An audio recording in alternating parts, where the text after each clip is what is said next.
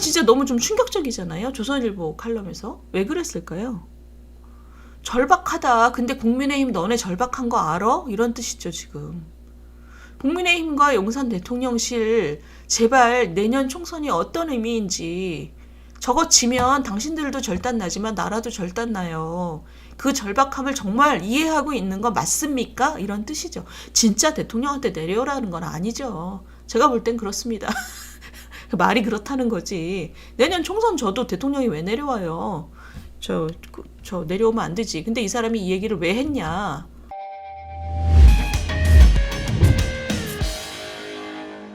지금 이번 주가 사실은 우리가 이런 얘기보다 뭘 하고 있어야 되냐면 지금은 예산 전국입니다. 지금 예산 심의하고 있잖아요. 그래서 원래 12월 2일까지 자동 부의를 하게 돼 있습니다. 그러니까 이번 주는 예산이 마무리돼야 되는, 물론 그 기한을 안 지킬 수도 있지만 어쨌든 제대로 지키면 이번 주는 예산의 막바지인데 보통 우리 재정 전문가들이 하는 얘기가 있어요. 그게 뭐냐면 모든 국가 정책은 예산으로 구현된다. 그러니까 국가의 정책을 실현하는 것은 예산이다는 거죠. 예산을 보면 이 나라가 어디로 가고 있는지를 볼 수 있고 이 나라가 어디로 가야 되는지의 방향을 구현하는 방법은 예산이다입니다. 근데 지금 뉴스에 나오는 예산이 지금 어떻게 돼가고 있는지를 보시면 다 이거 보셨을 거예요. 보세요. 이 헤드라인 보세요. 윤석열 예산은 묻지마 삭감. 그 다음에 이재명 예산은 다 증액. 증오만 남았다. 이게 지금 헤드라인입니다. 이재명 표 예산은 증액하고 윤석열 정부가 주 정책으로 삼고 있는 예산은 묻지마 삭감. 그래서 이게 지금 삭감한 예산들이고요. 이게 지금 증액한 이재명 예산들이에요.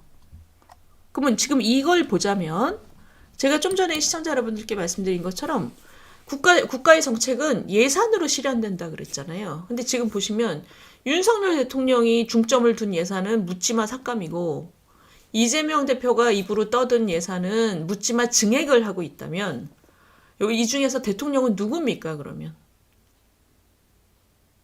그 실제적인 대통령이 윤석열 대통령의 영향력이 굉장히 제한되고 있다는 거잖아요. 이유는 국회의원이 저쪽에 180명이니까 그렇습니다. 300명 중에서 180명이 저쪽이기 때문에.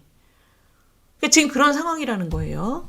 지금 그러니까 외교, 그다음에 뭐 규제, 뭐 많은 정책에서 윤석열 대통령의 영향력이 존재하지만 적어도 지금 예산을 보면 그게 아니라는 겁니다. 이재명 대표가 어마어마한 영향력을 행사하고 있다는 거죠. 예를 들어서 이거 보세요. 민주당이 원전 예산 삭감하고 신재생 에너지를 엄청 늘렸다. 근데 시청자 여러분 보세요. 문재인 정권이 무너진 이유가 뭐죠? 첫 번째 부동산, 두 번째 원전입니다. 탈원전. 그죠? 그러니까 부동산 정책하고 탈원전 때문에 경제가 망가지면서 무너진 게 가장 큽니다. 그거 플러스 하나 더 하자면 뭐가 있을까요? 외치, 그죠? 외교에서 우리나라가 어디로 가고 있는 거야? 사람들이 되게 불안했죠. 미국 지난번에 반기문 선생이 그랬잖아요. 반기문 유엔 사무총장이 문재인 정부 동안에 우리나라의 한미 외교는 정말 70년 역사상 최악이었다. 그랬잖아요.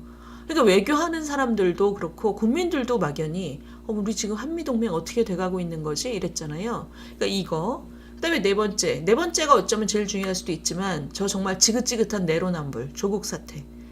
근데 어찌됐든 정책적으로는 부동산하고 탈원전이 제일 컸단 말입니다. 정권이 5년 만에 무너졌어요. 무너졌으면 이 두 가지는 심판을 받은 거잖아요. 저 부동산하고 저 탈원전. 그러니까 지금 근데 예산 과정에서 뭘 하고 있냐? 원전 예산 다시 다 죽이고 있고 저 신재생 에너지를 엄청 늘리고 있어요. 자, 시청자 여러분, 이 원칙은 뭐냐면 신재생 에너지가 발전하는 게 당연히 바람직하죠. 우리가 그 방향으로 가야죠. 그런데 지금 다들 아시겠지만 신재생 에너지 같은 경우에 아직도 너무나 불안정하고 그다음에 간헐적이고 그러니까 여러 가지 문제가 너무 많아요. 앞으로 갈 길이 너무 멀어요. 그 길을 되도록 빨리 가기 위해서 투자를 부지런히 해야 되지만 그 과정에서 원전도 투자를 많이 해야 되는 거죠. 왜냐하면 우리 에너지는 써야 되니까. 그 에너지를 어떻게 조달할 것이냐에 대해서 언젠가 우리 재생에너지를 엄청 쓸 수 있게 하기 위해서 재생에너지 투자도 많이 해야 되지만 원전도 투자를 많이 해야지 보다 효율적으로 그 에너지를 갖다 쓸 수 있는 거잖아요. 근데 이 사람들 지금 하는 얘기는 뭐냐면 이거는 뭐 재생에너지 원전 중에서 선택의 문제가 아니란 얘기예요. 제 말은 탈원전도 재생하고 원전을 고르는 문제가 아니라 재생에너지로 우리가 빨리 가면서도 탈원전을 외치는 건 너무 웃긴다. 왜냐면 재생에너지가 지금 우리나라 에너지를 다 감당할 만큼 딱 준비된 게 아닌데 탈원전을 왜 하냐. 원전을 왜 닫아. 이거였던 거잖아요. 근데 지금 이 사람들이 하는 거는 원전은 윤석열, 재생은 문재인. 그러니까 재생에너지에 돈 넣고 원전은 빼. 이게 무슨 무식하고 이거야 정말 이념적인 거죠. 이게 정말 무식한 이념주의인 거죠. 두 가지 다 중요하다고요. 국민들이 다 알고 있다고요. 재생도 중요하고 원전도 중요하다고요. 특히 원전 중에서 저 소형 원전이라는 SMR이라는 거 있잖아요. 이거는 문재인 정부 때 시작한 겁니다. 왜냐하면 대규모 원전보다는 이 SMR이 미래 방향인 것 같아 라고 하면서, 그리고 우리가 지금 SMR 수출도 많이 예약을 해놨잖아요. 이거는 문재인 정부에서 시작했고 이재명의 대통령 공약이었고, 그리고 당연히 윤석열 대통령 정부에서도 SMR이 미래 방향일 수 있어. 그러니 우리 한번 가보자. 문재인, 이재명, 윤석열이 다 동의했던 겁니다. 그러니까 소형 원자력 사업. 근데 이거를 지금 전액 삭감했다는 거예요. 그래서 지금 그 민주당 안에서도 비명계 모임 있잖아요. 윤영찬, 조응천 이런 분들 하시는 거. 원칙과 상식에서도 이거는 이재명 대선 공약이었다. SMR 연구개발하는 거는 문재인 정부의 핵심 정책이었다. 근데 지금 대통령 바뀌었다고 이거를 그냥 버리면 어떡하냐. 그러니까 원칙과 상식, 이 사람들이 이게 상식적인 얘기입니다. 이거 보세요. 이분들이 얘기한 거. 언제까지 에너지 문제를 진영 논리로 풀 것이냐. 문재인 정부 계승하고 그다음에 대선에서 패배했더라도 이재명 대선 공약을 지키는 그렇게 가자. 너무 당연한 얘기죠. 너무 당연한 얘기. 아니 자기네도 대형 원전 불안하니까 SMR은 열심히 할게 이랬던 건데 SMR을 열심히 하겠다는 것에 대해서 윤석열 정부도 완전 오케이. 왜냐하면 저게 미래 방향일 수 있다. 그래서 다들 동의해놓고 지금 윤석열 정부가 SMR 소형 원자로 예산 달아놓은 거를 전액 삭감. 저게 무슨 짓이에요. 저건 행패지, 행패. 그래서 지금 이게 어처구니 없는 일들이 지금 예산 전국에서 벌어지고 있습니다. 자, 근데 시청자 여러분 아주 냉정하게 이럴 수는 있어요. 정말 우리가 냉정하게 얘기하자면 제가 아까 말씀드린 것처럼 국가의 모든 정책은 예산을 통해서 실현된다. 그렇다면 다음 정권을 노리는 야당 입장에서 이 정권에 가는 길을 발목을 확 잡고 싶어요.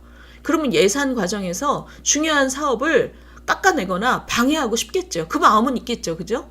근데 진짜 애국자들이라면 정권이 바뀌었으니까 대선 승복하는 차원에서 대통령이 하려고 하는 중점 사업은 당연히 가. 근데 그 사업을 제대로 못하는지는 내가 감시할게. 그리고 우리는 더 좋은 정책으로 국민들의 마음을 살게. 이게 가장 좋은 상태입니다. 그죠? 이게 가장 베스트.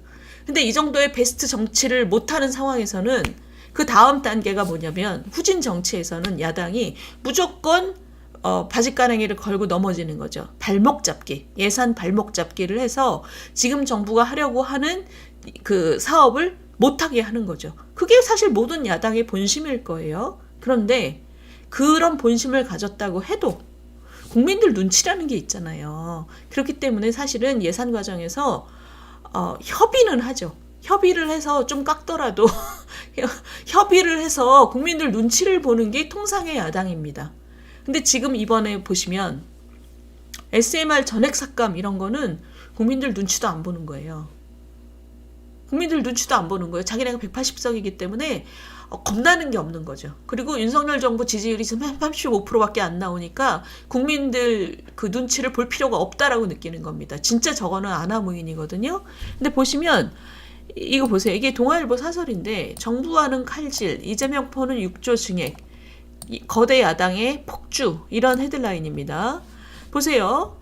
서로 여야 간 이견이 있을 수는 있지만 정부의 주요 정책과 관련된 예산 항목 자체를 협의도 없이 최소한의 협의도 없이 그냥 통째로 폭주하면서 날려버렸다는 거잖아요. 이런 거는 지금 상임위에서 이런 일이 아주 비일비재했다는 겁니다. 최소한의 협의도 없이 그냥 자기들끼리 앉아가지고 왜냐? 상임위에서 다수가 자기들이니까. 통째로 칼질을 해버렸다.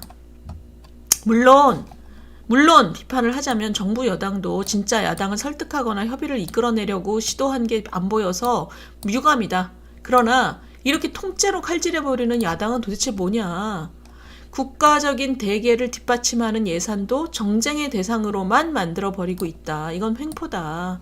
그러니까 지금 이 얘기는 여당도 좀 열심히 타협하고 협상을 했어야 된다라는 말이 들어있지만 그럼에도 불구하고 주된 그 유책은 야당의 태도입니다. 진짜 겁나는 게 없구나 너네 이런 거죠. 제가 이거를 왜 이렇게 열심히 말씀드렸냐면 지금 내년 또 그 이후까지 굉장히 중요한 건 이 예산입니다. 나라의 방향을 결정하는 거기 때문에. 근데 이 예산 과정에서 정말 무도한 거죠. 저 정도면. 각 상임위에서 협의도 없이 저렇게 일방적으로 깎는 게 아니라 전액 삭감 뭐 이런 거, 아까 SMR 같은 거. 저런 거는 진짜 너무한다. 180석이기 때문에 저렇다 이거잖아요. 그러면 여기서 중요한 거. 지금 180석 상황에서 저러는데 내년 총선에서 민주당이 또 이기면 그럼 어떤 일이 벌어질까요? 인 거죠. 지금은 야당이잖아요. 근데 내년 총선에서 민주당이 또 크게 이기면 지금도 저 모양인데 예산을 저렇게 횡포와 폭주라는 말이 지금 신문마다 도배가 돼 있습니다. 대통령 예산은 다 깎고, 그러니까 대통령 예산이라는 게 정부 예산이죠. 정부가 실컷 짜온 거 다 깎고 이재명이 이 얘기한 건 다 증액하는 저런 폭주 가운데서 내년 4월 선거에서도 민주당이 또 이긴다면 어떤 일이 벌어질 것인가인 거죠. 그러니까 그게 지금 우리가 그 점에 대해서 생각을 안 할 수가 없는 상황입니다. 그게 바로 그것 때문에 이 칼럼이 나온 거예요. 지난주에 가장 화제가 된 칼럼은 조선일보의 이 김대중 선생 칼럼입니다. 김대중 선생 칼럼은 내년에 지금도 보세요. 당선된 지 2년도 안 되는 대통령을 탄핵한다고 흔들어대고 난리다. 근데 내년 총선에서 민주당이 이기면 어떻겠냐. 퇴진과 탄핵 요구가 광화문을 채울 거예요. 지금 총선마저 이기면. 그리고 대선이 이제 다가오고 있잖아요. 전국은 더 혼란스러울 거다. 정말 무정부 상태가 될 거다. 이 사람이 지금 김대중 선생이 윤 대통령한테 뭐라 그러냐면 윤 대통령에게 애국심이 있다면 이런 무정부 상태에서 나라가 선장도 없이 저렇게 헤매는 시간을 3년이나 채우지 말고 하야해라. 이겁니다. 지금 임기 상관없이 결단하라. 내려와라 이런 얘기입니다. 그러니까 이분이 무슨 대통령하고 털천지 원수가 아니라 대통령 대학 선배고요. 그 상당히 가까운 사이라고 알려져 있습니다. 이분이 대통령을 굉장히 좋아한대요. 그 근처에 계신 분들 얘기는 이분이 윤석열 대통령을 굉장히 좋아하고 응원하는 분이랍니다. 근데 이분이 지금 오죽하면 이렇게 썼겠습니까? 내년 선거 지면 끝이다. 대통령도 끝이고 나라도 끝이다. 지금 이 무정부 상태로 몇 년을 어떻게 견딜 거냐. 특히 민주당은 지금 이 사람 보세요. 이 사람의 얘기가 엄청난 사법 리스크 속에서도 이 총선을 승리로 이끌어낸 이재명은 민주당의 영웅이 될 거다. 그러니까 완전히 득세와 독주. 지금도 이재명 표 예산은 저렇게 다 무조건 증액인데 저런 사법 리스크를 잔뜩 안고도 총선을 승리로 이끈 이재명은 민주당의 완전히 유일한 탑이 될 거고, 그렇게 되면 이재명 대표에 대한 사법적인 추궁은 속도를 낼 수도 없고 사법부도 신뢰하기 어려운 우리 상황에서는 그 사람에게 사법적인 책임을 묻는 것도 이제는 단언하기 어렵다. 보장할 수 없다. 야당 탄압의 아우성성에 묻히게 될 거다. 그리고 곧 이재명의 대권 재도전으로 이어질 거다. 그러니까 내년 대선 후보 거의 확정이란 뜻이죠. 이번 총선 결과에 따라서. 그래서 보세요. 지금 이게 그러니 이런 시간을 3년이나 혼란의 시간을 나라가 보내야 된다면 차라리 윤석열 대통령님 임기 상관없이 내년 총선 치면 내려오세요라고 이 사람이 지금 얘기하고 있습니다. 근데 이 얘기를 왜 이분이 이 얘기를 왜 했을까요?